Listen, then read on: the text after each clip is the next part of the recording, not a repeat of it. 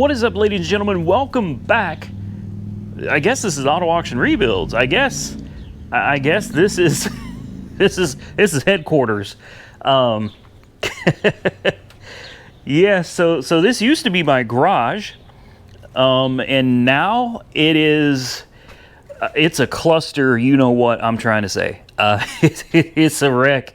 It's a wreck. Trying to get through here is a major pain, ladies and gentlemen.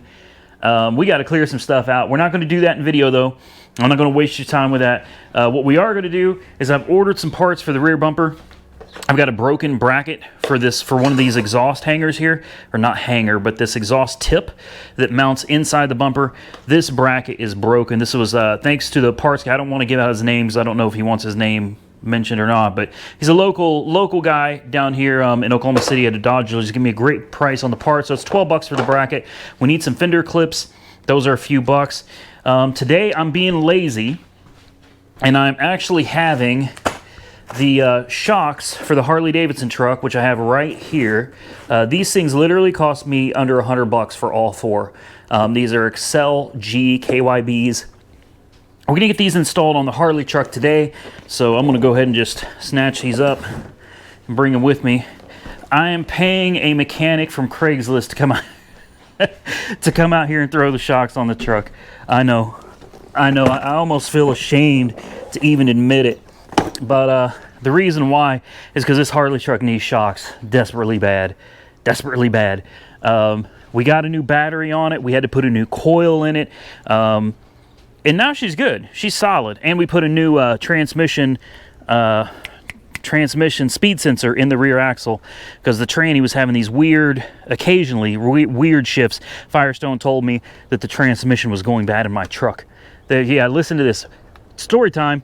Firestone tells me I take it down there for them to do a transmission flush with Dex Merc, and they call me up and they say your transmission is shifting sporadically and your tranny is going bad. And I was like, transmission ain't going bad in this. Transmission's not going bad in this truck. I was like, it probably just needs a fluid change. Well, here's something I forgot from my last Harley truck. I had the same sporadic shifting issue and no check engine light on the dash. Let me tell you something, boys and girls, if you've got a Ford, if you got something like this, it doesn't matter if it's supercharged, Harley Davidson, doesn't matter. If you got a Ford, okay, and that could be an F-150, F-250, you got the 4R100, you got help, just skip it. The 4R70, I think, is the other one.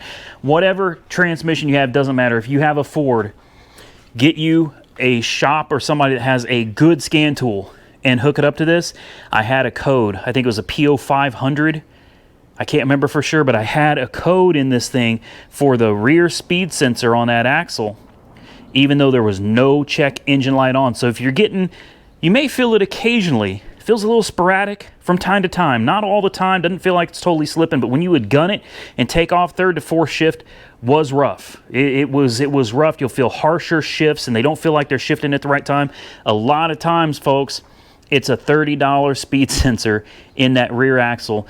The check engine light does not always come on. In fact, in this truck and my other Harley truck, the F-150 non-supercharged 5.4 with the 4R70, I think it is, same issue, man. It was a speed sensor in the back. Nothing major to worry about. The tranny's not bad, and it never threw a check engine light, but there was a stored code for it. Now, moving on from that, here's what we're going to do today. I know you guys are going to hate me for paying somebody to come out and do the shocks on this. He's going to charge me basically $200, so 50 bucks a shock. It's hot out here, folks. You see this sunlight? Look at this. Look at this. You see this sunlight? Like, this is insane, man. It is hot. Humidity is 70%. This sucks. This is where not having a shop really sucks, having to do everything outside again. But what we are going to do, he's going to be working on that. He might end up helping me do the rack and pinion on this. I'm not going to record the whole process of doing the rack on this because we already did it in a previous video where we swapped out the cradle. Is that a scorpion?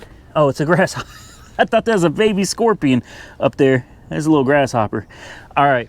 Yeah, I'm not going to record the whole process. What we're going to do is we're going to get the car up in the air. I may not even have to take the tires off if I can get to the tie rods from under there. This is not a difficult rack to change out, and I've tried everything I can with program. I've even contacted Southwest Maine Auto Repair, and he's been talking to me, Eric. I think that's his name. And it looks like really the best thing to do on this is get it up in the air, lower that cradle some. There's only 2 bolts to hold this thing in, folks. A bolt here, and your 2 tie rods. That's it, and 2 plugs. This is not difficult. This should be an easy rack to replace. We may have to lower the cradle some, but the engine is held in by the mounts.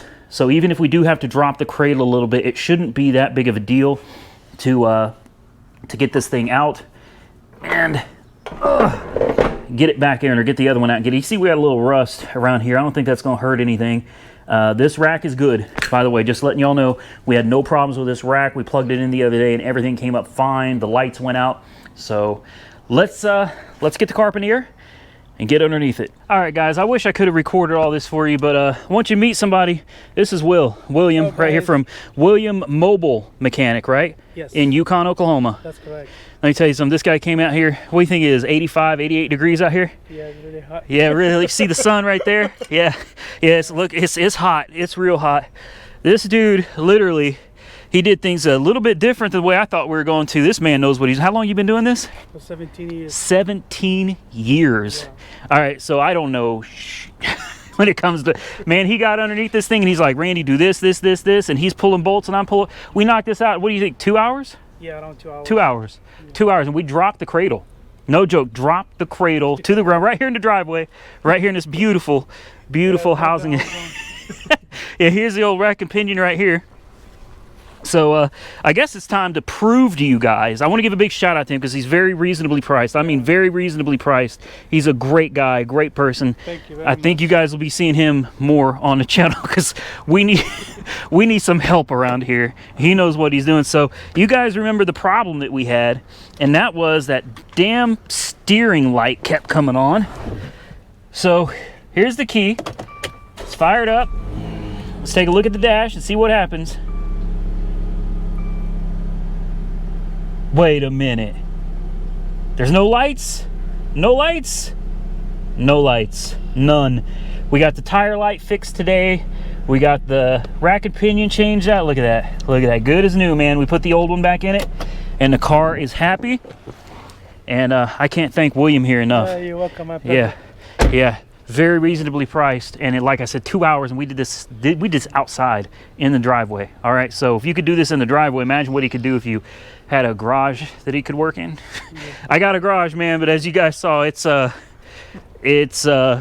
got to get this stuff out of here and into a storage unit, and then we'll have some room to work in here. So now we're not going to do a video about this, but now I'm going to jump into these shocks. We got some shocks. The truck bounces all over the road. When I hit bumps, the back end comes off the ground. It kind of feels dangerous. So we're going to get these shocks changed, and I guess that's it. That's a success on the Dodge Dart. We took a car literally from a flooded, non-running car that the engine was filled up with water and sat for 2 years, and we turned it in to a car that has no check engine lights, no warning lights, nothing at all, runs and drives. So I forgot my hat.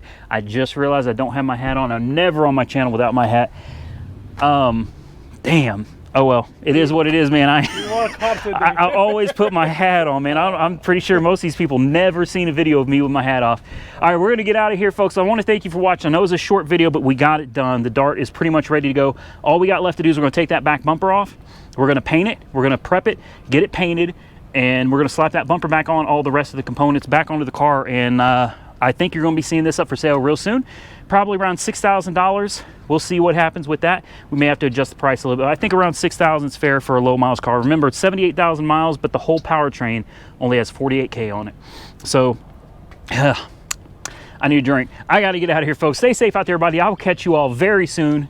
Don't forget, check out Will. He's Williams Mobile Mechanic in Yukon. If any of you guys are local out here, guys, gals that watch this video, if you're local out here, he will come to you. All right, and like I said, I will put my reputation on the line right now. I just saw what this man does. Even when things go wrong, we had a couple problems here. A couple things didn't go the way we planned. Man, he's on top of it. He knows how to fix it. So, highly recommend Williams Mobile Mechanic. Check him out. Stay safe out there, everybody. And I will catch y'all very soon. I'm baking in the next one.